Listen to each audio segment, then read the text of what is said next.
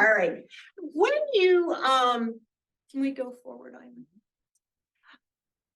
When we make a choice about, when you're thinking about selecting a product or a service, what is it that has you choose who you engage with for that? Why do you shop where you shop? Why do you go to the doctor that you go to? They're in network and they told me to. Okay, they're in network, so it is covered by your insurance, and that's important to you. What else? Trust them. Trust. Okay. Experience. Experience, you're looking for experience. Great. What about online? Anybody? Just come off mute and a personal recommendation. Great. Anybody else online? Same background, same experience, same stories. Okay, so similar familiarity. What about the grocery store that you shop at? Why do you shop at the grocery store you shop at? Yeah, please. They have what you want. Okay, so they have the offering that you're looking for. What about the person who cuts your hair? Their energy. They've got a lot of good energy. Okay. They've got a haircut I want. Okay. You see something that you want, and I want what they have. And they're a good listener. Good listener. Okay. It's all emotional, connections and people who are like us, we're comfortable with. Right. And quality that they have. Quality. And how do you find some of, oh, I'm sorry, please, Monica. A health economist in the room, and I am hearing all of you guys talk about these emotional connections, and I'm over here thinking, well, when we analyze what drives choice, it's convenience is always number one. Is it easy to just do it? And if it's easy and there's no friction, that's usually what gets done. Thank you, because convenience is a huge one. Being able to access the resource, like, for example, I'm out of town and I wanted to get my nails done. And so what did I do? I went online, and the closest place to me, it was, and so I was able to access the resource very quickly, and I was able to, to get what I needed, and the convenience of it. Everything that you said, those emotional responses can override that convenience easily. Absolutely. And that's exactly, you're spot on with where we want to go and what we're going to be talking about. And Eileen, if you don't mind. And so what is driving and what Monica's talking about is what drives those decisions is our value drivers. What's important to me? And that's what's important to me. The one thing I never heard anybody say was price. And price is important, and it factors in there. Although Ronnie talked about, being able to be in network, so you're not paying out of pocket for that service. And I didn't say my hairstylist has taken my color time from 45 minutes down to 10. Okay. I'm telling you, slam dunk. Okay. So the ability to get results quickly. And it's all about what it is that we value and what those value drivers are. Can you move us forward, Eileen? There are really only 7 behaviors that we want that any business wants. So the hairdresser, the doctor that we're seeing who's in network, the coach that we're working with, the grocery store that we're shopping at. There are 7 behaviors that any business wants. And those are recognition of us as a resource. So do you think of me first? When I think, Ronnie, when you think about going to get your hair colored, do you think about anybody other than that lady who's reduced the time for you? Exactly. Consideration of various opportunities. So you want, anytime you need something from the store, you want to think of that one store first. Anytime you have a problem to solve, you want to think of that coach first. You want them to think of you as the coach first. Anytime that you are recommending someone, so you want that idea of endorsement. And you want them to, endorse you with others. Constant selection. Is that convenience of, the one place right down the road gonna override the fact that I have to drive all the way across town? Or am I gonna always go because I know that they're gonna meet what's important to me? In the philanthropic world, are you providing to the folks that you all serve, the people that come to the science center, the people that come to your facility for services? What is it that's important to them? But then also for those philanthropic givers, you want them to recommend this is where your money ought to go, right? So you see how these behaviors can transcend all of the different kinds of businesses that we have, including us as coaches. And we want to embrace, we want to embrace that it's worth the value, that it's worth the money that's being paid. And frankly, we want people to, make timely financial commitments, whether it's purchasing something or whether it is, whether we're giving or whether we're, deciding to have a procedure that isn't out, that isn't covered by networks in our medical field. So all of those are the 7 behaviors. And so how do you know if we're talking about, so how do you create an environment or how do you get people to behave that way? Can you go to the next one?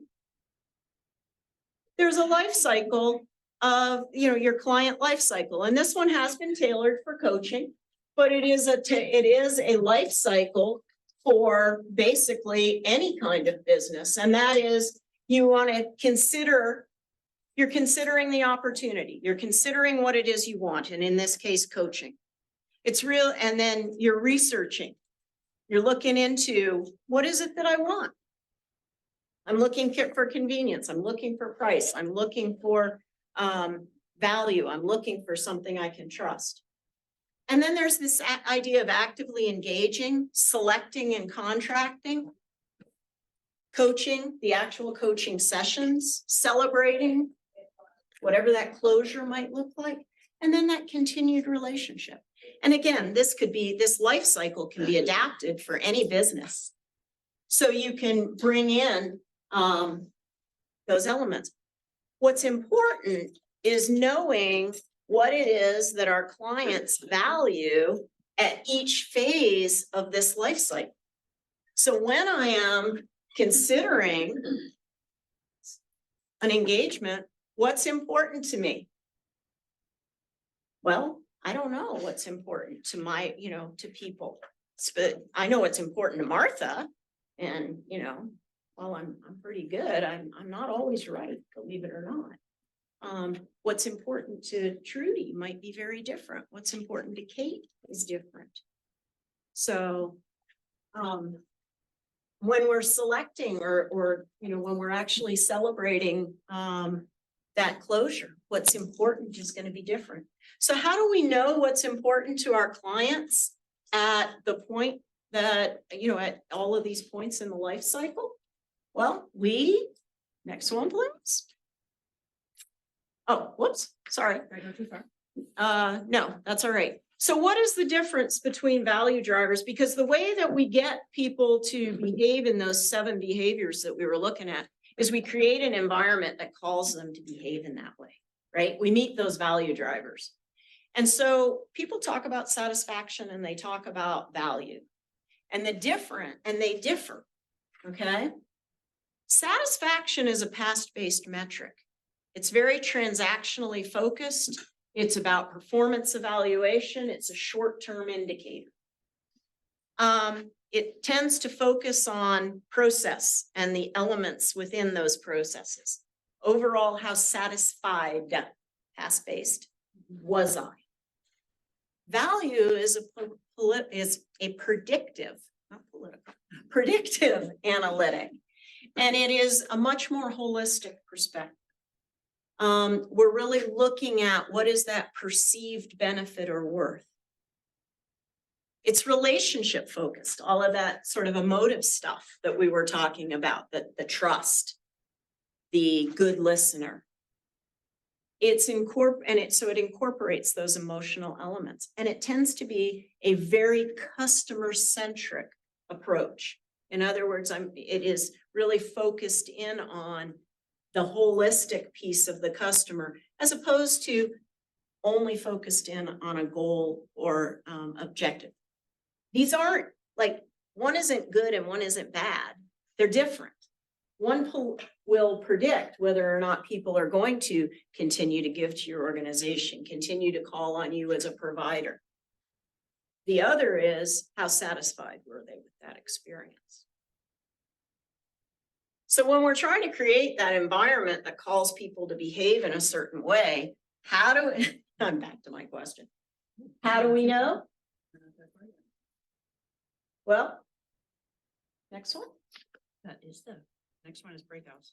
Oh, well, somehow the updated thing didn't get updated. That's okay. So how do we know? How do we find out what people value? What? You ask. What? Ask. Awesome. Yes, absolutely. And that's exactly what we're going to do next. We are going to, if you'll take down the slides, please, Eileen, we are going to invite our panelists to please come up to the front. We have 2 panelists on camera. We have 3 panelists in the room, and I'm going to ask them to please join me up here in the front.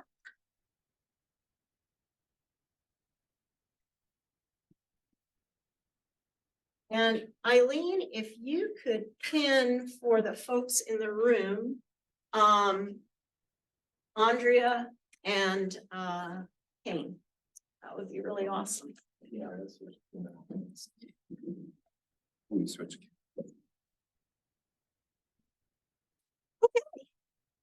So, thank you, Matt. All right, welcome. Welcome, and I think you sort of have like lines in your face. Is that gonna be too annoying? The lights coming. You can move forward a little bit if you'd like. Should we sit on the side of the screen? Then they won't be able to see you. That's the challenge. Although, actually, you know what? Let's slide you over this way a little bit. And then Matt, if you could adjust the camera just a little bit, that would be, yeah, that should work. Are you trying not to block the? I'm trying to get the camera out of their, all the projection out of their faces. Martha, a little bit more to A little bit more to the left if we could. Thank you, Trudy. Thanks, Trudy. All right, wonderful. And I'll let the camera be in my face. So, welcome, good morning. And are you able to pin Andrea as well? No. All right, well, Still have it. Yeah. Her face, if she was sitting on the other side, yeah. I'm happy to go where. okay, let's move you over to the other end. Here we go. Musical chairs. Yeah, right Doing there. this in There you go, July. right there. Okay, great. All I right. like this so much better. That's also better for us online to see them without so that this is better. So thank you. Wonderful. Well, thank you all for your flexibility. So look at what we just did. We just appealed to the value drivers of getting the lights out of the faces, making the visual a little bit more appealing to folks and a little bit better. Good job, Eileen. It took us a little bit to get there, and we appreciate your patience. I'm telling you, hybrid meetings are the worst. So So we appreciate all of you who are working for it. we're trying. All right, so let's start with some introductions if we might. And I'm gonna ask each of our panelists if they would share their name, where they call home, and what your professional role is. And if I could, I'd like to start. Jody, would you kick us off? Sure. Well, thank you so much for having us here today. I'm Jody Lorenzo, and home, like where I live home, or, What do you call home? well, home is honestly Ohio, but I've been here for 22 years, so this is home too. So I'm kind of a hybrid homer. So, but my profession, I work in the mental health field, and I run a nonprofit here locally. And I came down from Ohio to help start it 22 years ago. What's the number? Which one? Sanctuary House. Yeah. Yay. Okay, and important question for you. Cake or pie? Oh, I'm a cake person. Just the icing though. Yeah, I don't even want to get to the cake part, so. Okay. Kane, come on off of mute for me and tell us your name, where you call home, and your professional role. Hello, everybody. Thanks for inviting me to be a part of this. I'm a private practice psychotherapist, and I have other associates that work with me from across the province of Ontario, Canada. And currently, we moved to a smaller city, Peterborough, Ontario, which has been a beautiful change in our lives because it's full of, water everywhere and trees and countryside. And so it's a very, very soothing place to be. And yeah, so I'm really looking forward to participating further. Wonderful. And Kane, dogs or cats? Absolutely dogs. I have 3 of them. Okay, 2 wonderful. English bulldogs and 1 Beagle Basset Hound. You have a fan in Andrea there. Okay, Monica. Hi, I'm Monica Schmidt. Thank you for having us. I call home North Carolina. I am a North Carolina girl, tried and true. Was born here, grew up here, and work here in Greensboro. I did live out in Utah for a while. That was fun and wonderful. I call Cone Health my work home. And what was the other question? What's your role at Cone? My role at Cone is I'm a health economist, and I have a group of analytics folks that try to improve quality and reduce the cost of care. And mountains or beach? Mountains and running in them, Running in the mountains. and not the little hills we call mountains here, but the ones out west that are big mountains. Yes. Right. Wonderful. Thank you. And Andrea. Okay, so I'm Andrea Brick, and I moved to Virginia from Iowa 28 years ago. So I guess Virginia is my home. I loved it. I picked it, but kind of wish I wasn't in the urban area. And you can no longer see the sign behind me, but I'm a solo practitioner. I do estate planning law, elder care. I help people prepare trusts and estate planning. And rap or country? Oh my God, really? Yeah. I have all the other answers now prepared. Definitely country over rap. So yeah. What was it? And cake, mountains, rivers. I mean, I did the whole thing. So which is it? Well, I can't choose between cake and pie, but I don't care about the icing. And I love the mountains, but I like to look at them more than live in them.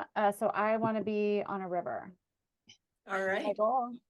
Wonderful. Okay. And last but not least, please. Hi, I'm Bob Shepherd-Rell. I've got a sinus thing going on, but my doctor tells me I'm not contagious. So sorry for my voice, but I am the head of finance and HR at the Greensboro Science Center. I've been there a little under a year, spent 30-something years in the corporate world, and was thrilled to make the jump over to the nonprofit world a year ago. And yeah, so home for me is Greensboro. So we lived in Greensboro, raised 3 sons here, moved away to Lynchburg, Virginia for 3 years for a job change. The pandemic gave me an opportunity to come home, and we chose Greensboro. So it's a little different when you choose a city as opposed to going there for work. And I just finished the City Academy. If anybody has ever shown an interest in that, you really get a great view of what it takes to run a city like Greensboro. Wonderful. Thank you. And Santa or the Grinch? Santa. That's the politically correct answer. All right, wonderful. So now we're going to dive in and we'd like to hear a little bit about what it is from your coaching experience that that you really has been your experience with coaching. And so first, what prompted you to consider coaching? And anyone want to start? And I just ask you to keep your answers short so that we can get around to each of you. I didn't know I was looking for coaching until I found it, and I went through the LDP track here at Center for Creative Leadership. And with that, I was assigned a coach and never turned back, so. Wonderful. So how did you get into the LDP? Was that something that was recommended to you? Was it something that you? It was year 5 of running Sanctuary House, and one of our board members was an adjunct professor here. So it was a great opportunity for me to just, here's 5 years, what are we gonna do to move to the next level? And honestly, I think as a nonprofit leader, a lot of times we stay in our little area, our box. And I think what I definitely have yielded from coaching is the end game of the box you take your mission into the community, and that brings back tenfold what you're doing. So maybe I was there. I don't know. It wasn't a hard recommendation. It was an opportunity. So. I just want to say I moved from I sought coaching because I was in a very reactive mode. I was reacting to everyone else's responses to me. And I learned through coaching that I needed to be proactive and look inward. And so it was a life-changing experience. Wonderful. We'll look forward to hearing a little bit more about that. Thank you. One of our online folks, please. I'd be happy to go. Yes. I opened my firm a year ago. It was delayed. The opening was delayed because of the pandemic. Like the pandemic started at my exact oh, I'm going to open my own firm. But it gave me an opportunity to sort of think through and watch what was happening and do a couple of other things and get prepared. And I think for me, coaching hadn't been on my radar screen because I hadn't experienced anyone, not very many people, tell me how coaching had really helped them.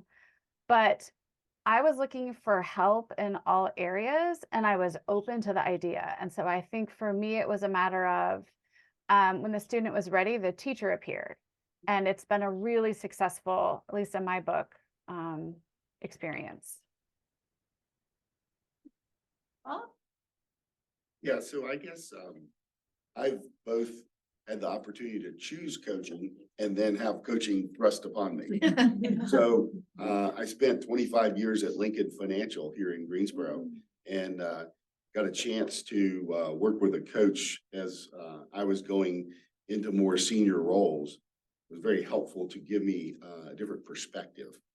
And then most recently, I had a job loss, got caught up in a downsizing, and had been thinking about making the move to the nonprofit world anyway. And so in retrospect, that was the best thing that ever happened to me was my former employer deciding they didn't need me anymore. And then working with a coach who could help me figure out what's next and how do I get there. Kane, what prompted you to look for coaching? Well, it's interesting because it's kind of the exact opposite of being in a reactive place. I was kind of needing CPR. So yeah, I was just totally uninspired, kind of with life at the time, just very, just in a very, I guess you would say, foggy state of where my life was and where I wanted to be. And so I found my coach on LinkedIn, and it was, yeah, just one of the best experiences of my adult life. What's the initial, Kane, let's keep going with you. What was the initial outcome that you were looking for? Maybe after you'd had that sort of initial conversation with your coach, or maybe as you entered into that idea of wanting coaching, what was the outcome that you were looking for? I guess I just wanted to feel inspired, I guess, but I really didn't know what I was looking for. I just wanted to get to a better place, emotionally and psychologically and physically and spiritually, in a holistic manner. And I just wanted to get to a better place that I have been before, obviously, many times in my life. And so, there wasn't really a target outcome, but the outcome was obviously a surprise and much more beautiful than I could have anticipated. Wonderful, thank you. Monica? I wanted my coach to teach me how to fix everyone else. Boy, was I in for a surprise. One who's ever said that. Why can't you just fix everyone else? And then realize the power of changing my behavior and myself. And it was incredibly powerful. Bob, what about you? What was the initial outcome you were looking for? Because I was looking to make a pretty dramatic shift, I needed someone to provide tools that I didn't have on my own. And my coach, who's a part of this group, but I'm not supposed to name, gave me that. So the idea of creating a marketing plan for myself, I hated it, but I knew it was the right thing. And Andrea? Well, it was more about the fact that I was willing to seek help because I really wasn't sure on a couple of different pieces and I was hoping they would work themselves out. And sometimes they do, but I really didn't have the luxury of time for that. So the coaching I've had has just helped me solidify and cut through the noise and get to the heart of what I want to do. And now that I'm my own boss, I can do it that way. What's it about the initial conversation? You said that it was sort of when the Student is ready, the was teacher ready. appears. Yeah. So what was it about that initial conversation that had you decide that you did want to move forward? The coach herself has a way of speaking that resonates with me. And hey, I'm a lawyer, so she could really cut through my ego and pride without, making me feel or take it personally, right? She just cut right through to exactly the heart of the issue. And through her gentle but firm words, I could hear her say, you're onto something. Now take it one step further. What are we going to do with that? If you weren't afraid, Andrea, what would you do? And that scenario, that style was apparent from the get-go with this coach. Wonderful. Thank you. Jody, what about the initial conversation as you entered into the program that you had with your coach? Had you decide, yeah, this is something I want to? I think I've always had this abundant level of thinking where I'm not done learning. So as a recipient of coaching at that level, I had come in open-minded. I don't know that I had an agenda yet. I didn't know I know it was probably staff related, organizational impact. So I was very open. And when I met my coach for the very first time, it was, I think, what she said, it was how she presented, he or she, who shall not be named, how they presented their inquiry, their inviting level of behaviors on their part that allowed me to lean in. So I felt trust immediately. And the impact of that initially was just I was on an agenda of clarity for my leadership. So, yeah. I do want to just note, you've heard a couple of times people say, he who will not be named. We are not talking about Voldemort. But in the preservation of the confidentiality of the coaching relationship, we made a commitment that we would not get into, whose coach or whose coach each of our coachees have. So it's a very intentional, and I really appreciate you all honoring that. As well as I appreciate the coaches going, that's my girl. Anyhow, moving along a little bit, Kane, what was it that had you about that initial conversation with your coach that said, yeah, I didn't know what I was looking for, but this is it? Well, first there was an assessment, but I think which was really helpful in terms of like, who, kind of a little bit of a blueprint of, who you are, your values, how you kind of travel through the world, and gives the coach some insight into kind of how to work with you. And then I think, when the coach, takes that time to call you and spend, an hour with you, getting to know you and finding out like where you're at and where you'd like to go, what's going on with you kind of thing. And just kind of really establish that real sense of like connection, which, that is really important. If it's not there at the beginning, then it's just not going to happen. And so I think that connection, that one-on-one connection before it was a group process that I was involved in, and is really, really important. And it's what was invaluable, just that real sense of like compassion and holding you in that 1 hour frame, really feeling safe and secure to, share your vulnerabilities. And that's why you're reaching out, because, you want to improve on things and you want to, and so I think that's what really struck me, was just that feeling of being held during that conversation. Anything, Monica, you'd like to build on from what your colleagues have said about that initial conversation?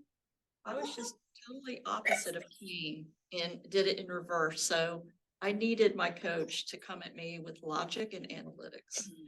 And we started with an instrument and I analyzed the heck out of it. Right? I read it like 150 times. And from there, my coach would leap off and then led me into a place where I felt safe and could show the vulnerability and the emotion. I guess I would add, when I met with my coach for the first time, I was in a pretty vulnerable spot, right? Had a company that I had worked for tell me that my job isn't needed anymore. And so my coach both had empathy, but didn't let me off the hook. He was still going to hold me accountable. And I thought that was helpful. He was and is a very good listener. And so he picked up on things that I was probably saying, but not saying as clearly, just because of the situation I was in.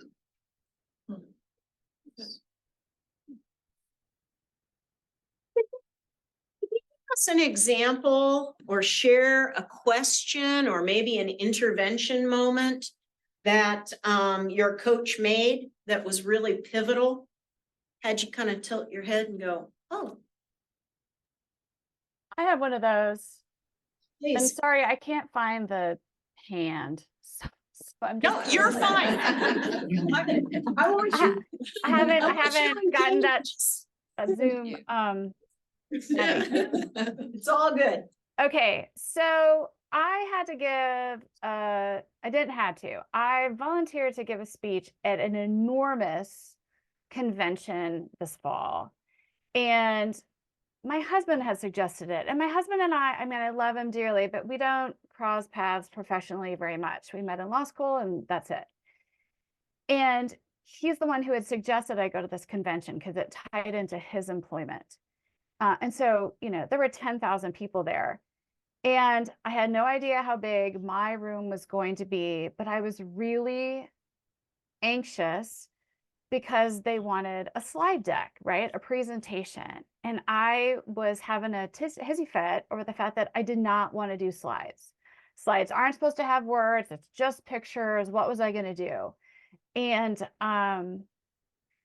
then talking to my coach, who was a little like, okay, it's just slides, we got to the fact that that's not how I wanted to do it. What I really wanted to do was like have pens and pads of paper because I'm a lawyer and people need to take notes and I want them paying attention and writing. And with real grace, she let the slides go. I have an assistant. The assistant put together the slides, right? We made this all happen in one little half hour. I have a virtual assistant who put together the slides in like half an hour. It was perfect. Whereas I went and ordered, custom pens and pads of paper that I could hand out to all of these police chiefs and tell them that they would be taking notes. And it was so smooth and so in line with what I wanted, how I wanted to present me, my firm, how I even wanted to do business with. I did not want to spend time doing slides. Such a little thing, so pivotal, right? Because it just kept me practicing and running a business that is completely aligned with my heart and the way I want to do things. So I didn't bow to what I thought other people wanted. She gave me the courage to do what I needed to do to be aligned with myself. It was a big moment. Pivotal moments. I have a story that my Please. coach shared with me. I hope this doesn't give away who my coach is. But one of the most pivotal stories was my coach said I needed to get people aligned. So we would all be doing the right thing, same thing, and stay focused. She said, you're on the dance floor, you're dancing, you're having a great time, you're laser focused. But sometimes people are going to walk off the dance floor and not want to dance with you. And you have to decide how much energy you want to invest in bringing it back. You need to decide. And so just that very simple story helped me gauge how to spend my time, how to be more focused, and to understand it's okay if people are not aligned, if people don't agree, and to get very comfortable with disagreement. That's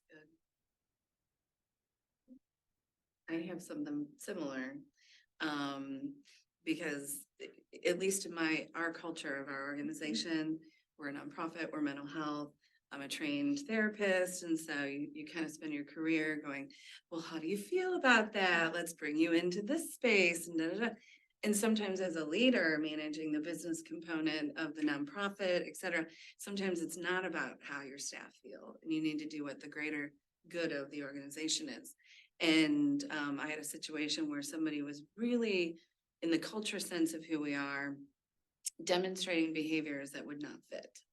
And so had a lot of great executive functioning, a lot of ability to do some other work, but they were not, through my coaching, it wasn't going to work. And so I spent a lot of agonizing time going, I'm going to have to let this person go. And that was a very tough moment for me because I really, in the coaching environment, I think it was identifying that somebody was walking off the dance floor. And we couldn't get them back into the culture of our dance. So, and getting permission to make that decision that would make an impact on the front line with my other staff. So, yes. Yeah, Kane, please. Yeah, I just wanted to add that I think it was really important that just like a therapist, the coach, when the coach actually appropriately uses themselves and shares their vulnerability in certain situations, or they're having or have had quite a bit of stress that day or the day before or whatever this type of thing, but in a professional way, I think it really helps connect with the others that are participating in that process, because as helpers, it's really difficult for us to ever ask for help. It's a learning process for helpers because, the perfectionist tendencies and stuff that we have when we're helpers. And so I think, when the coach is able to, humanize themselves in a professional manner during the process, is very helpful in terms of, again, maintaining that connection, deepening that connection with whoever they're working with at the time. We also have some comments in the chat here. Say coach helps us step away from the task and understand what needs to happen. And stories and metaphors can be a wonderful way to gain perspective or see things in a different way. Thanks, Eileen. Bob, any pivotal moment that you'd like to share? No real pivotal moment. Okay. Well, maybe you'd like to share with us what's opened up for you, and or any of the results that you've experienced as a result of your coaching experience.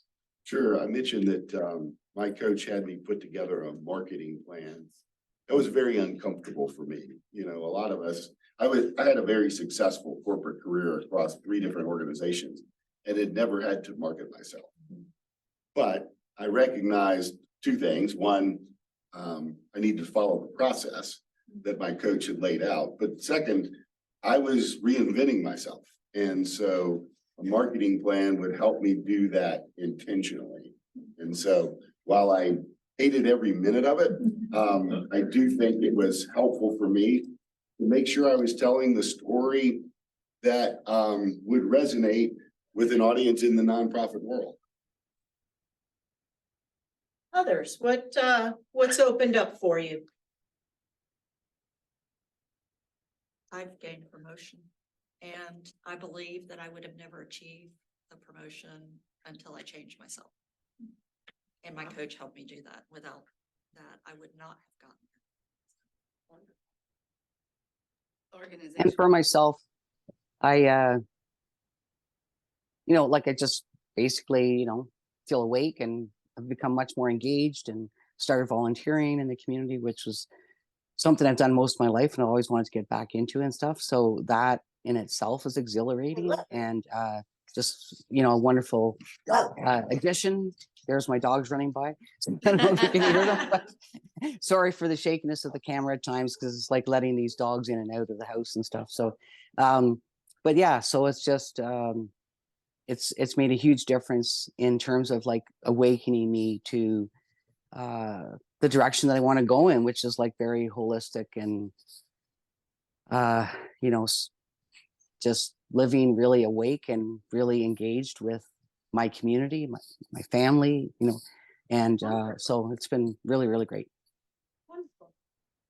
Jody, you were gonna add something, I think? Organizational impact and growth. I know just through coaching, when you get, I think she had said earlier, the noise, sometimes when you hear too much noise, you're not looking at 10 years down the line. And for our mission, there's clearly not enough mental health services available locally.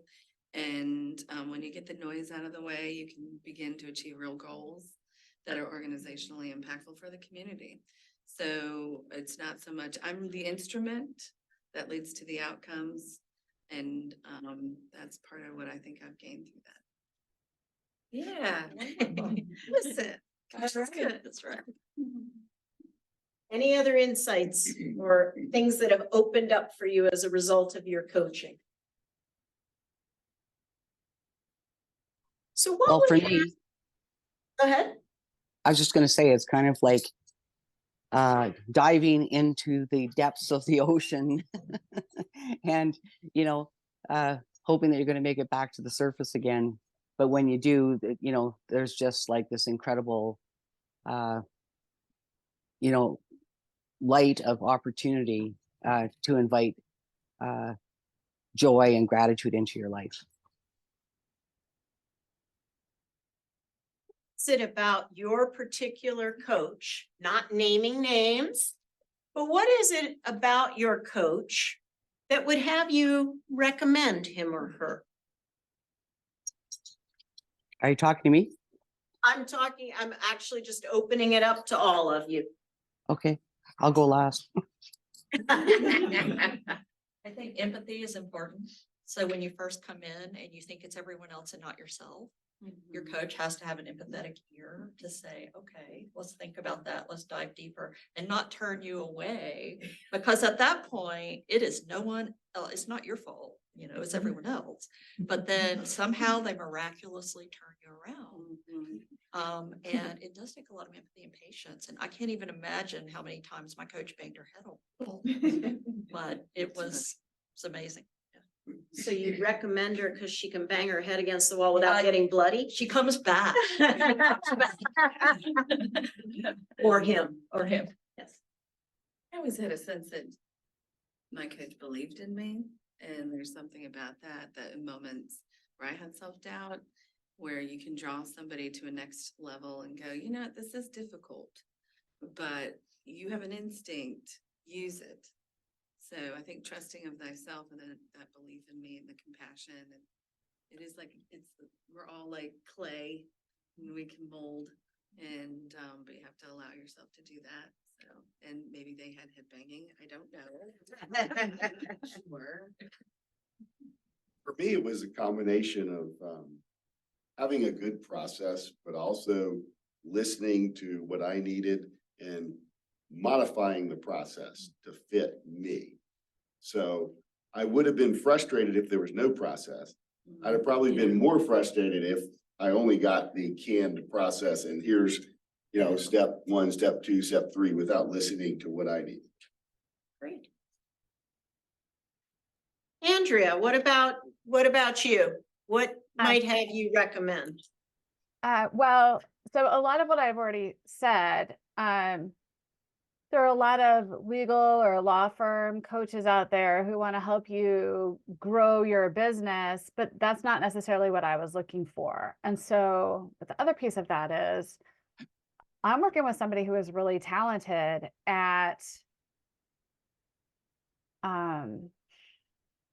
dealing with ego, which I know people are alluding to it, but when you're dealing with lawyers, you're dealing with people who have enormous egos, and you know, they feel like there's a spotlight on them all the time. And literally, when you go to functions with other lawyers, they're like they're looking at each other, and you can see the like tally and the comparison. And so my coach just could very quietly, easily, diligently cut through all of that. But let me say something else. I have since been a guinea pig for a friend of mine who went through some type of coaching, something or other. I don't even know. And this woman is incredibly talented in her previous profession. But when she says to me, "What do you want to talk about today?" I'm like, "Oh my God." Like, you don't know what we're going to talk about today? And also, it feels a little bit like what Bob said about just where I feel like she's just pulling it out of me, and we got to grind through this process instead of having someone who is nimble at using the tools available to them to like keep the flow and the dialogue going and me growing. So my coach doesn't have that problem. A lot of this is about ego. I love that you brought that up twice. I wasn't going to admit it, but I had my own to deal with and those around me. And my coach cut through it as well. It made me realize that you're so much more successful when you're outwardly focused. Other thoughts about your coaching experience? Just maybe I haven't asked the right question. I'm curious if there's anything you'd like to make sure these coaches know about how to best serve their clients, their customers. Can I just share another experience? Please. My coach, so this happened early on, but she made a suggestion that I said, "No way," to, and she sat there and let me stew in it for a couple of minutes. And it really happened over the rest of our time together in that session. And by the end of the session, I was like, you know what? That's a fabulous idea, right? I mean, I don't know how she did it, but she waited for me without an awkward silence. She kept kind of coming back to it and touching on it from different angles, right? So it wasn't that same initial idea, but the way she drew me through that, I really don't know how she did it, but it was fabulous because she was spot on. I haven't implemented it, but it sits there on the shelf of that's what I'll do. I know that's what's coming. So I just wanted to put that out there. It's a superpower. It truly is a superpower they have. I mean, I don't know how you get to where you get during a session, but I mean, it's truly a superpower. I'm grateful for all of you. Yeah.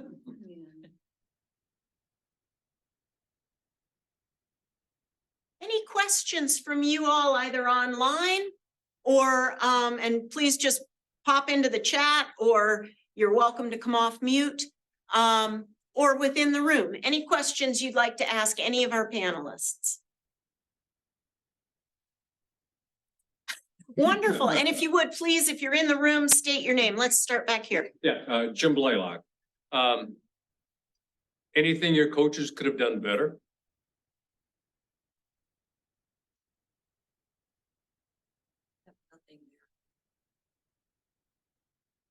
We're all perfect. What a group. I think, I don't know what all the tools you guys have in your toolkit. So while I would definitely recommend my coach, I don't know what tools he chose not to use. So, you know, that's more of intellectual curiosity than anything I'd say he could have done better.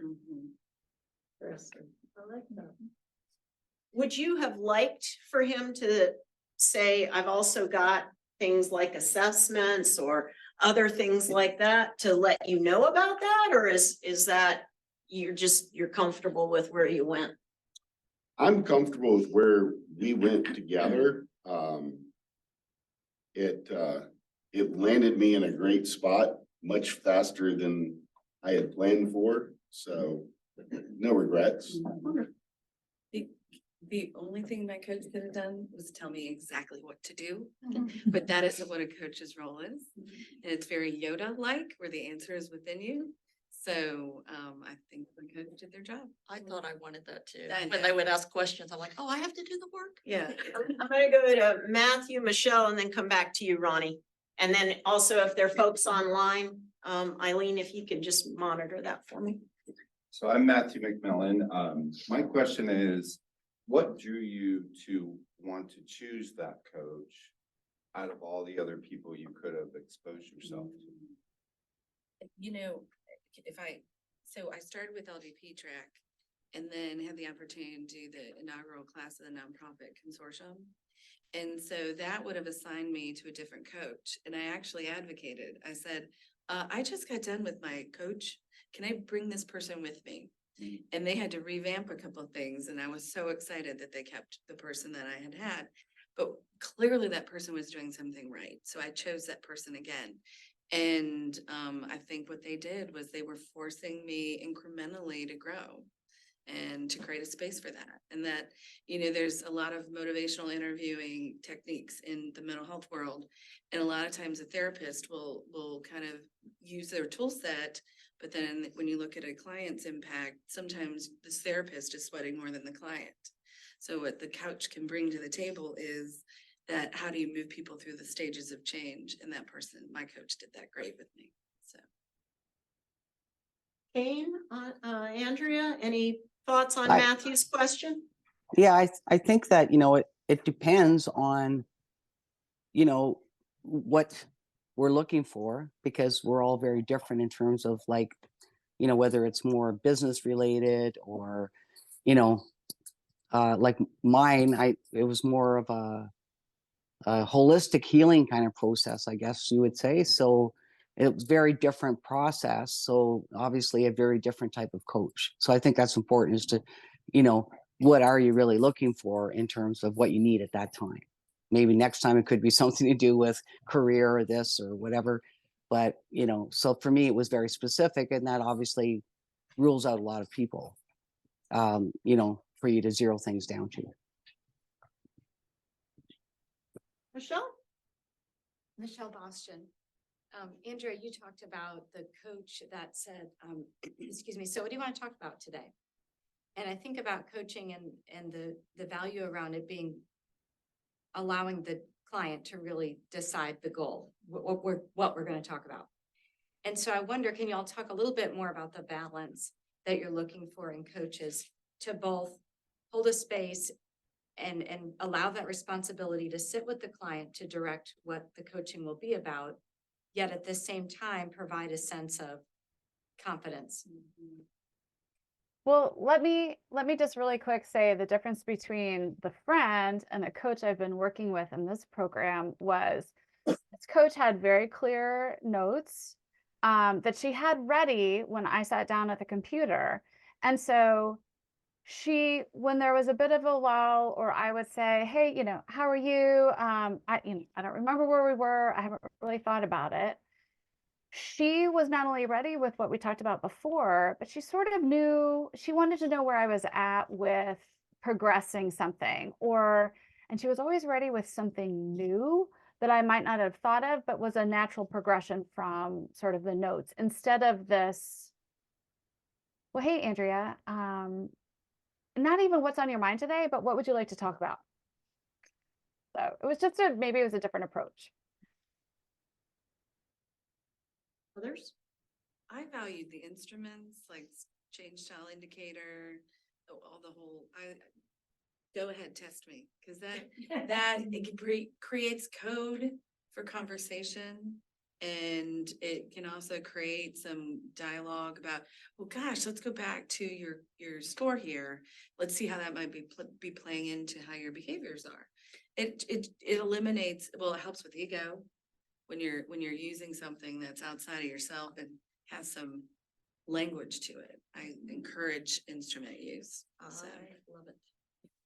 Okay. Your baseline data for yourself. Absolutely. Knowing where you're coming from, because you think you know, and you really don't know. Eileen, are there any questions online? Yes, we have one question online. Hi, Barb Toby here. I apologize in advance. I hope I don't lose power. I'm in Vermont and there's a storm right now, so hopefully you can all hear me. I have a question for the gentleman in the room. I think your name is Jim. Rob, sorry. The marketing plan, I wanted to go to that. You said you hated every minute of it. And I know, coaches are not to direct you or give you advice or tell you what to do. So I'm interested in what approach did your coach use with you to help you get to that realization that the marketing plan was what you needed to do, even though you hated it? How did you discover that was really what you needed to do and commit to it without your coach telling you, hey, you need to do a marketing plan? I guess I had the benefit of having a relationship with this coach before they were my coach. Okay. And had tremendous respect for them as a human being, as an individual. I trusted the process. And I knew I needed to be able to tell the story of who I could be in a very different environment, 30 some years in the life insurance business. That doesn't necessarily translate to the nonprofit space, but it can. And so that marketing plan helped me put that pitch together, if you will, in a different way. And did you come to that realization yourself that your coach kind of guided you to realizing, oh, I may hate it, but I really need to do this? So yes, I think my coach and I have a lot of personal characteristics in common. And so there was a lot of empathy there for the importance of telling your story in your words.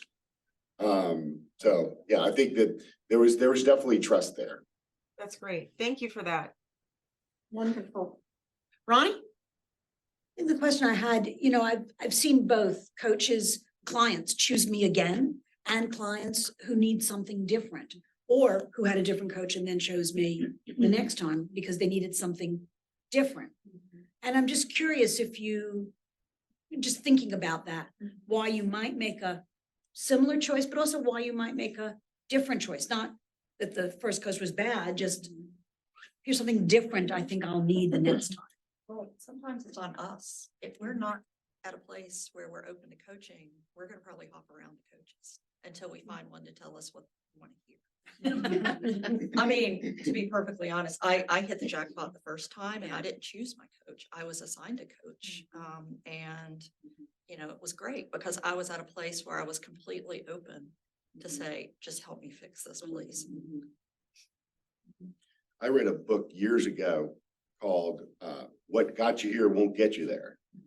And to me, when I heard your question, that's what I thought of is sometimes it's the right place at the right time. And that may be different down the road. It's not that there was a bad relationship or a bad outcome, but what your needs might be different. Was that David Campbell, I believe? I don't remember. I'll have to look it up, but Marshall Campbell wrote something similar too, so yeah. Any thoughts, other responses for Ronnie's question? Any other questions online? No. Yes, please. Yeah. And please tell everybody your name. Sure, I'm James Traub. So many of you shared your experience working with a coach in the world of work, right? Related to kind of your career and your profession. I'm curious, having gone through that experience of working with a coach and seeing these results and seeing some transformation in your life, where has that left you in terms of considering the use of a coach in other areas of your life, like physical health or like relationships or other areas that are outside of your work? And is that something that you have thought about or pursued, or where has that kind of left you? Jane or Andrea, either of you want to respond to James's question? I will respond. I think age and experience makes me more willing to be open to the idea of help. And so, as I now bump into any hurdle, right? Pretty much any hurdle at all in my life, if I can't get there on my own, I'm calling in help. It takes a team of people to make me run, physically. Because I'm always pinching a nerve or tearing something or I don't know, dislocating things. But I don't know how to get around in the world without seeking assistance. From the fact that, the defroster in my car doesn't work now and we got snow today. I'm going to ask somebody whether they have a good mechanic, right? Like, so it's just, those might not be official coaches. But even when it comes to the area of law in which I practice, I was far more open to talking with peer competitors to ask them questions and ask for help. And I might not have been willing to do that so much before working with my current coach. Others?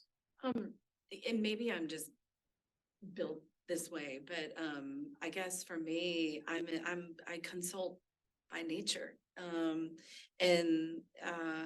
I guess I always come to the place that somebody else beyond me knows something more that I don't, and I'm going to seek that out before I make a final decision, which can slow decision time, but it can make an impactful choice. So I don't know. I've sought it in many ways, and also how I lead my staff is I take their information in. We have a matter that I'm going to go back today and we're going to manage. And it is a consultative process. And then you kind of arrive to an executive decision.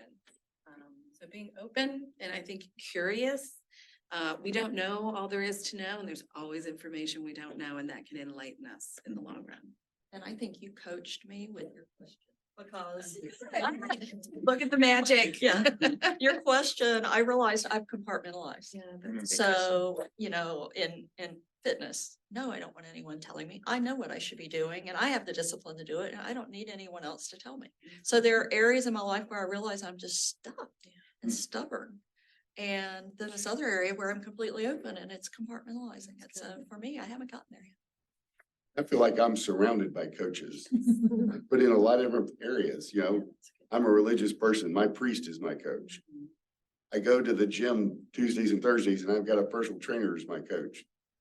My wife is very different than me and she's my coach. When I hit my head against the wall, she'll tell me. I mean, I think there's I don't know. I don't know if it's a personality trait, but there's some people that, are attracted to coaching from a lot of different avenues. Has the experience that you all have had with working with a professional coach opened you up more to that? Or do you think that you were just naturally at a place where you can be coached by all those different individuals in your lives? I think it opens you up to realize you don't have all the answers, that you have to rely on a team of individuals, and that working with others and having the skill set to do so is more important than analyzing the data or looking at the world from a very logical point of view. Trudy, I'm going to come to you. I think we've got a couple questions online I've seen pop up. Yes. The first question on here is curious about the original length of time the panelists chose for their coaching relationship. And then we have another question. Okay. What did you choose for the initial period of your coaching relationship? 1 hour and then then over probably 6 months is down to 5 minutes. In terms of an engagement, so how many sessions did you Oh, sign how many up? sessions? I think is probably. Yeah, I think thank you. Or did Yeah. you? That's what I meant. Yeah. Like, was it a 3 month, 6 month? That's what I was curious about. About 6 months. 6 months? Yeah. What 1 about year. you? 1 year? I think I was 6 to 12 months, but it turned into periodically over the course of years. So initially sort of Yeah. a 6 month and then And then ongoing. monthly it's for 6 months or every 2 to 3 weeks or, do you remember? I feel like it was at least bi-weekly initially. So, well, yeah. But I had the opportunity of the LDP track, which was a real immersion, you know, so, yeah. Great. Trudy, and then we'll go back to online and then we're gonna, unfortunately, probably gonna need to wrap up a little bit. Okay, so a couple of the coaches are also psychotherapists, and some of us coaches are. I'm a psychotherapist and a coach. I'm curious as to why you chose coaching as opposed to going to counseling. Oh, I've done both. In fact, yeah, I've done both. In fact, what's interesting is that, yes, I've done both. I do both. And there was a moment for which, a circumstance in my life, I had, somebody close to me have to be hospitalized for psychiatric needs. And that definitely transitioned. Their skill set was able to morph, their ethics and so forth, morphed with me and said, I think we're getting into some therapy issues. Let's tackle the other side. So they were transformative with me and able to go where I was, that it wasn't a workforce need or we're getting more personal and be able to identify that. So I'm personally open about it. So, but I guess, again, I went into the LDP track and coaching, you know, when you're looking at career and business, I don't need to talk about how I feel. I need to get some stuff done. And so there's a time and place for both. And, you know, with the frame of what I want to achieve with our organization, I need somebody that can help me stay in that lane because I can feel a lot of things, but does it make impact? So. And well, I'm curious because I'm sorry, what is your name in the middle? Jody. No. Oh, this person? Who? Monica. Monica. Oh, yeah, and I understand Jody, what you're saying. Monica, you were very much, hey, this has to do, it's business, but I wouldn't have gotten this promotion, but it has to do with me and my behavior. That to me runs into the counseling. Well, I think what I learned is how to change my business behaviors, how to change how I would speak in meetings, how to change how I would approach people, how to understand the interactions in a better way. Most data people don't have good interactions. We just don't. And so learning how to develop the soft skills was really important. It did open up, however, what's driving some of those behaviors? What's deeper? That's the counseling piece. That's where I feel like I need to understand why I get aggressive and why certain buttons are pushed, right? Kane, you're also a psychotherapist. I'm curious. And I still have 2 more questions online too. Yeah, I think that that anywhere, yeah, because you're not like it's up to us, the individual, depending on what type of coaching that you're going through, what you're talking about. It's like it's up to us to do the homework and process things. And I was in a group context this last time, so it's kind of like, you know, listening to each other, learning from each other, gaining insights from each other and things like that.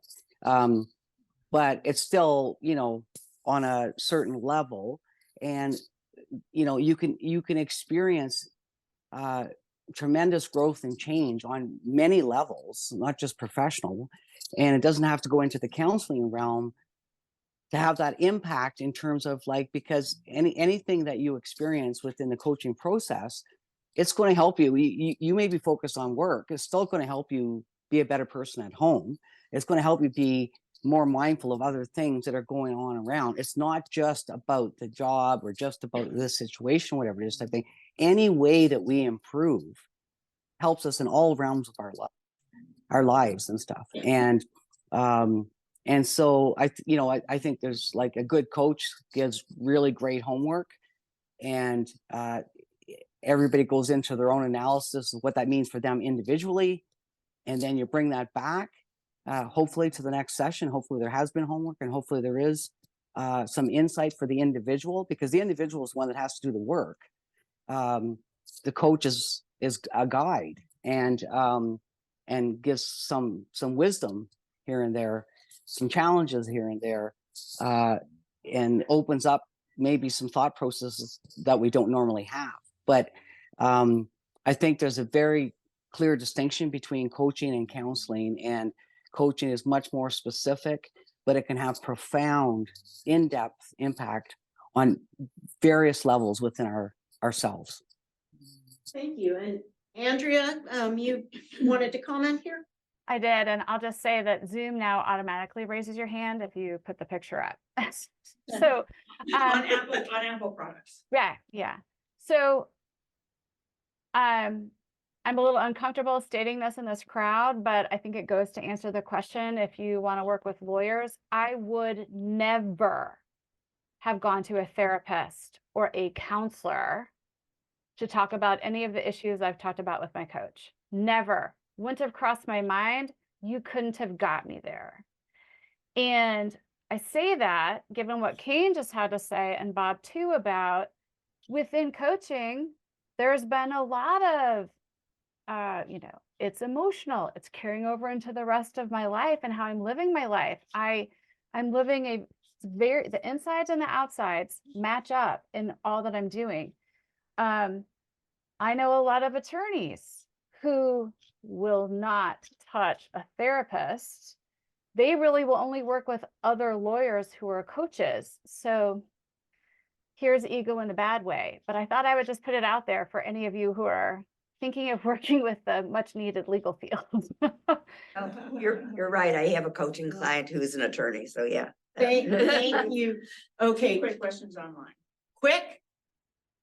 Yeah, so I'm gonna put both questions out here. All right. We can take a few answers for. wonderful. And then we are gonna go ahead and wrap, because I want to give us a chance to have some dialogue at the table. So one question is, did you seek specialization like career coach, leadership coach, relationship coach, performance coach? And does the general title life coach resonate with you or turn you off? And the other question is, what advice would you give someone considering coaching about how to get the most from that experience? So I'll put both of those out there. Okay. I want professional coach. I don't want a life coach, and I want it to be business focused. Okay, great. Thank you. I would be open to a life coach. I didn't seek that out because I was looking for a job. So I was looking for something very specific. Andrew? No, for me, it all started with the professional piece, but I did a lot of translating into the rest of my life, right? I just carried it through, but professional. What's the other question? Any advice? A life coach, wasn't it? I mean, I don't have a problem with the term life coach, and I wouldn't have a problem. I'm getting close to retirement, but I wouldn't have a problem once I've experienced coaching. I wouldn't have a problem looking for somebody if it was a specific thing to do with business or anything like that either. But I have no problem with the term life coach. The other question was about what advice would you give someone considering coaching about how to get the most from the experience? Let's take a couple quick responses, and then I'm gonna ask one final question. Just bring yourself to the table, open and willing to say that it is your behaviors that drive other people's behavior sometimes, most of the time, and that you can only change yourself. Be open, be open. Thank you. What you just said is a soundbite I'm gonna use later today. So. Wonderful. I think, like the coaching process helps you make yourself a priority in everything that you're approaching and going to process and do and change and whatever it is type thing, is that you're putting yourself on the front burner and you're doing all the work So I think that's really an important thing is that like saying going to the table, it's the same thing, but it's like you have to do the work and you have to really make yourself a priority. And, you know, this is like, you know, it's time and money, commitment on all sorts of different levels. And so you have to really take it seriously yourself. Can I add one final point? Sure. You know, I'm hearing a lot of different opportunities where coaching was not so much chosen at a moment of like excitement, but a moment of life need or whatever. And when you're asked to be coached or you're encouraged, it's not because you're broken. And I think having enter into that as a coach, knowing that this person may or may not have chosen to come to you in the initial part, but how you create that space that that person doesn't feel broken. But this is an opportunity to grow and expand and become the best version of yourself. And that's exactly what I've heard is the outcome for everyone here. So, And if your organization is willing to provide you a coach, they're investing in you for a reason, right? It's an investment that they decided was worth making. yeah. Wonderful. I've got one final question for you. And that is, as a final insight, would you share one word or a song lyric that really sums up or describes your coaching experience? Now, come on, guys, I didn't spring this on you. You had this little list of questions. You know, I was washing my hair this morning, or what will be my answer to that? And I don't know why I told you that, so but I love the vulnerability. Thank you. I'm here. For some reason, Carole King came to my head: when you're down and you're weary, la la la la la. So create the space that people can grow in. Wonderful. Joy. Awesome. I thought the lyric, I can see clearly now. There you go. That's so much. That's good. Andrea? Hey, this is not my strength at all. But so I have two, right? So like The Lion Sleeps Tonight, right? We all know that song. But just about, I feel like I can roar now, you know, it's very clear. But at the same time, the commercial from when I was a little girl and I thought was the coolest thing ever was, I can bring home the bacon and fry it up in a pan.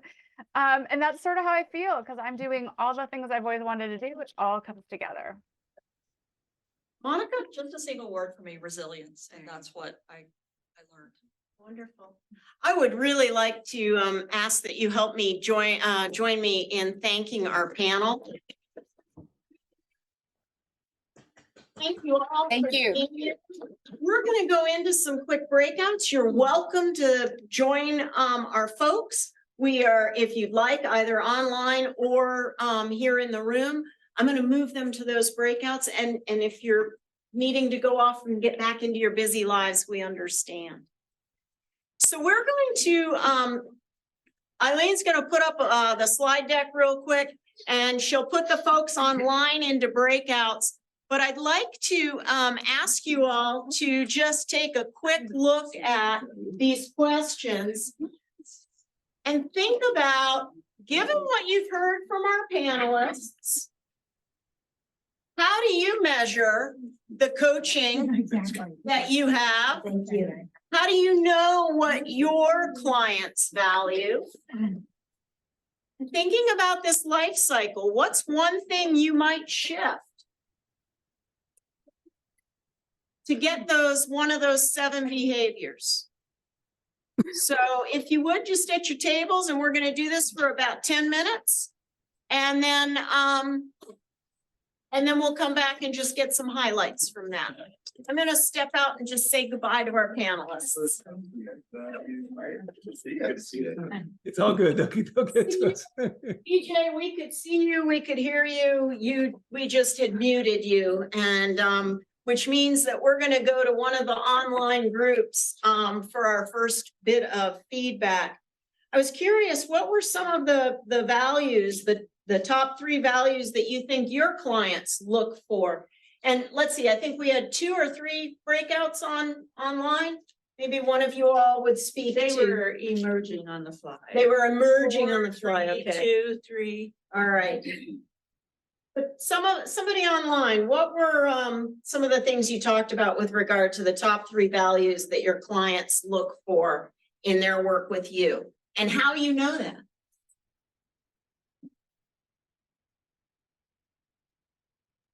So Go ahead, so BJ. I have to be honest, we didn't see the slide and we didn't catch the task. So we just talked about what we liked about the morning.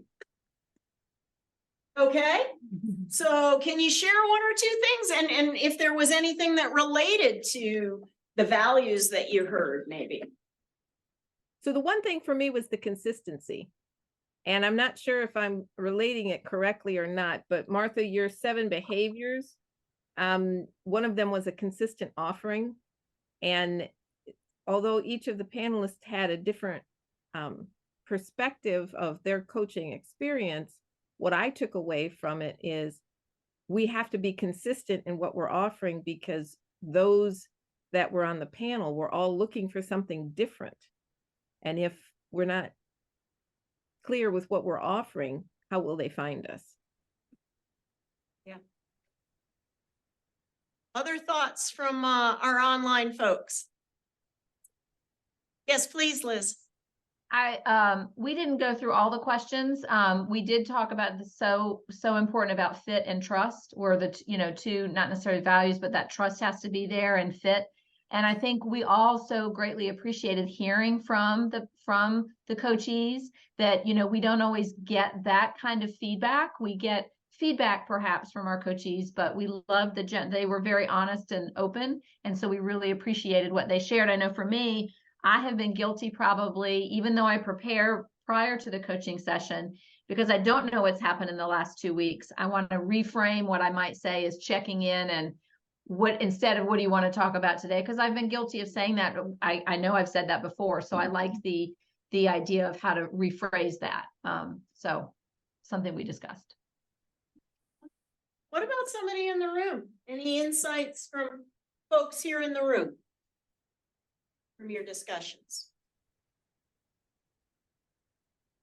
Oh, come on, I heard lots of chatter in the room. For me, them speaking about empathy, being active listeners, having a process which was adaptable, and the assessments was, I think, spoke to me as someone who's trying to launch into this business. Wonderful. Other insights from the conversations you had at your tables? Whether it, yeah, Ronnie, I please. think we all are still struggling with some of the lines: coaching, counseling, life coaching, health coaching, business coaching. We're just some of the lines, and where they fall. And what are to the ICF model too, right? Or your whatever We hadn't credentialing model talked you have that, yeah, like. Yeah, we hadn't talked specifically about the ICF model, but just in those different arenas.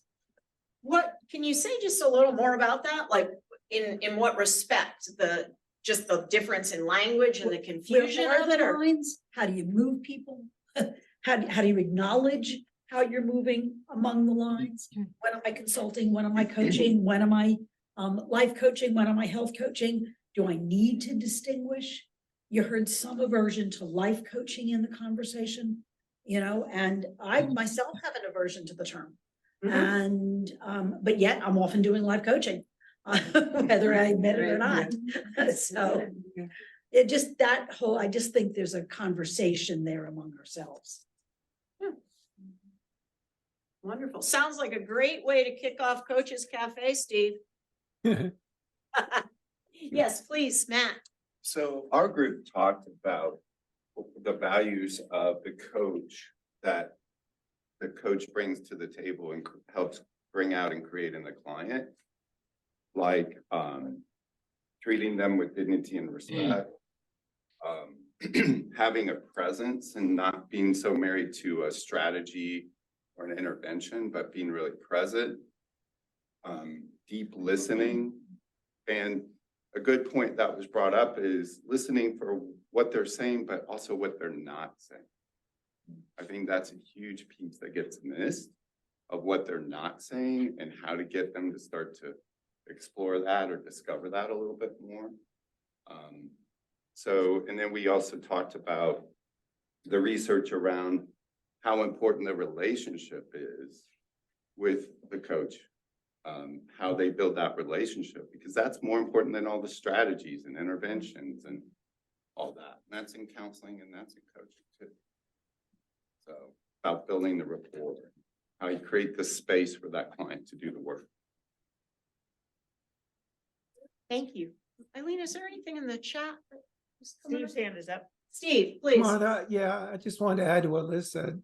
You know, it's a reminder to us as coaches that to the clients, this might be their first experience. So it's important to us to come prepared. They're looking for us to start the conversation, even though the conversation is all about them and we're giving them space, but often they are looking to us to what happens next. What is this relationship all about? So we're just there to keep it going. I think one of the panelists was talking about that. The coach has tools, the coach knows when to step in and keep it going, but also to give them the space to talk about what they need to do. So I love Liz's comments about the preparation, keeping notes when you're done and reading those before you start the next session to know where you started off and get it going. Did any of you all talk about or think about that coaching life cycle, everything sort of soup to nuts? And is there anything, excuse me, is there anything that you might shift, alter, think about to create or make sure that you're meeting your client's values at any stage along that life cycle? Yes, please, Sherry. I think in the area of actively engaging, that's where you learn your the values of your client. And so in keeping the values of the client in mind can help you have them go deeper and deeper and then find out like what's stopping them because of their value system. So I think actively engaging is an important area in the coaching. Thank you. I just noticed a comment pop up that said Emily has her hand up. All right, wonderful. Emily, please. Thank you. Thank you. The problem is Emily had her hand up for like a question that is not on the floor right now. So that's okay. Okay, great. It's okay. Oh, great. Thanks. Elizabeth and I were a group of two, so we got to know each other pretty well. And then we tried to recollect the question that stood out most for us. And that was, going forward, is there anything the panel said that might sort of inspire you to do things differently? I think it was along those lines. And we both realized Elizabeth's making the transfer from being a counselor to a coach. And so she's realizing that it's coaching requires accountability, probably more so than more overt accountability from the client. And for me, I've always been a little shy about using assessments as much as I have, probably because of my CCL background. And I wondered if people really liked assessments. I mean, they say they did, but it was great to hear the panel affirm that as a practice that was valuable for them. So. Wonderful. Thank you. Yes, please. A thought on the life cycle, your question. I think sometimes we miss the boat as coaches because we know so much. We're so smart, right? We've got a tendency to jump to conclusions without doing the first step, which is establishing a relationship and bonding with the client, and taking our time to really get to the point where they know us, they like us, and they trust us. Whereas, again, sometimes we go a little too fast, I think, with people. We want to say, well, tell me your problems and I'll give you a quick answer. I think sometimes we miss the boat there sometimes. Thank you. Martha, something I just wanted to elaborate on, the woman from Sanctuary House, Jody. Other people might not have known the reference. She kept referring to LDP, and LDP is a program from the Center for Creative Leadership. She clearly was in a program that has a 3.5-hour coaching segment and 2 45-minute follow-on sessions. Other people may not have realized that's what she was referring to. And then she was referring to the Executive Leadership Academy, for which we sponsor coaches. And so she was clearly in the nonprofit consortium Executive Leadership Academy.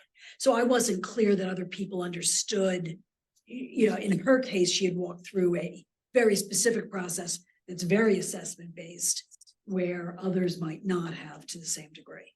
Thank you for that Thank you. clarification. Appreciate that. And when Ronnie says that we sponsor, that's TCC, just for additional clarity. That's right. Well, we don't sponsor the program. We don't, but we provide the coaches. The nonprofit consortium sponsors the Executive Leadership Academy. It's held on site here, and we provide the coaches for that. And that's kicking off. We've got a dozen coaches kicking off in that in January for the next cycle of that program. Wonderful. Yes, please, Reggie. Well, I'm one of the coaches starting the Executive Leadership Academy in January. Oh, are you? I am. You're not a coach. You're one of the participants. I'm one of the participants Right. in That's that. excellent. And I'm interested, what does LDP stand for? LDP stands for Leadership Development Program. Okay. And that's a program sponsored by the Center for Creative Leadership. And you can come to that program. It's very similar to what you'll go through in the Executive Leadership Academy. Well, I love the assessments. I guess I'm a geek in that sense. So I am so glad that you'll be involved in that program. Thank you. Wonderful. All right, any final thoughts, comments? I'm gonna turn it back over to Sarah to close us out. And Eileen, if you just pop those reminder slides up. I'm not sure it's in the deck, so I am gonna mention it, and maybe Sarah will elaborate a little bit more as well. And that is TikTok, December 31st is coming up. Please renew your membership if you have not already. I did it yesterday. It's an easy peasy little process. And we want to make sure that you're going to get all of the notices for things coming up. So let me turn it back over to Sarah. Well, first, I want to give you a hand. Thank you so much, Martha. Such a really rich, interesting conversation. I loved every minute. Thank you so much. So, Eileen, if you wouldn't mind skipping ahead just a little bit, I think it's a slide, maybe 2. There we go. Yeah, just go back. Yep, perfect. Thank you so much. So I'm on the programs committee. I forgot to introduce myself. Sorry about that. Sarah Nielsen. I work with a really small but mighty group, and one of our initiatives is evaluation after every program. And we also are able to kind of take some of those tidbits that you guys offer and give them to the presenters for that program, and they love getting the feedback. So if you wouldn't mind, please, you can use your camera for the QR code. It'll pull it up. You can fill it out now, which would be great, or later. Just please don't forget. Please don't The link forget. is in the chat. Okay, perfect. And the link is in the chat for everybody online. So please do complete that. It's very helpful for us. And in fact, the next slide is, and Eileen, if you wouldn't mind, yep, thank you. One topic that consistently comes up every single month on our evaluations is the topic of artificial intelligence. It's come up every single time. So we've had a little bit of a switcheroo with our programming. Yeah, switcheroo. So our January people are now February people, and likewise our February person is our January person. So it's a great way to kick off our new year of programming with Dr. Shauna Water. She's super well known in the coaching field. I know many of you are familiar with her and her work. She's currently a VP at Better Up, which I'm sure you probably are also familiar with, the big coaching company. And she's going to be talking about AI and the future of coaching. It's one of her areas of expertise. She's a fantastic speaker. So I'm expecting a big group and hoping to see you all there. That's Monday, January 8th. And then February is the next slide. We have Karen Dyer and Mona Edwards. They will be specifically talking about coaching leaders in the nonprofit sector. So really interesting and kind of unique sector that some of us already kind of have experience with, but they're going to add a lot to this. So please plan on that. That is Monday, February 12th at 9 a.m. And I think, is that it? Do we have any more? I think that's about it. Any last minute questions, concerns, comments? Steve, do you want to add anything? I would. Reflecting back on the title, the gift of coaching. How apropos for us to close out the year. This is such a great reminder of what we do for our clients. You know, getting this feedback from 5 folks on our panel, the value we bring. We talked a little bit in our breakout session, but you know, we do this because it's improvement in their lives, and the impact we as coaches have is just tremendous. So thank you, Martha, for putting this together, and your programming team. I would say from a virtual perspective, I haven't sat on this side of the camera for over a year now. It was awesome. I think the technology and the way we've gotten it to it, Eileen, excellent job once again as our Zoom producer. It was wonderful. The sound was good. The cameras were good. Thank you, Matthew, for stepping up and getting those views just right. So it worked out really well. So nothing else to close out. Back to you guys, but really appreciate everybody showing up today and looking forward to next year. Okay. Well, thanks, everybody. Happy holidays, happy new year, and we will see you Right. next year. Thank you.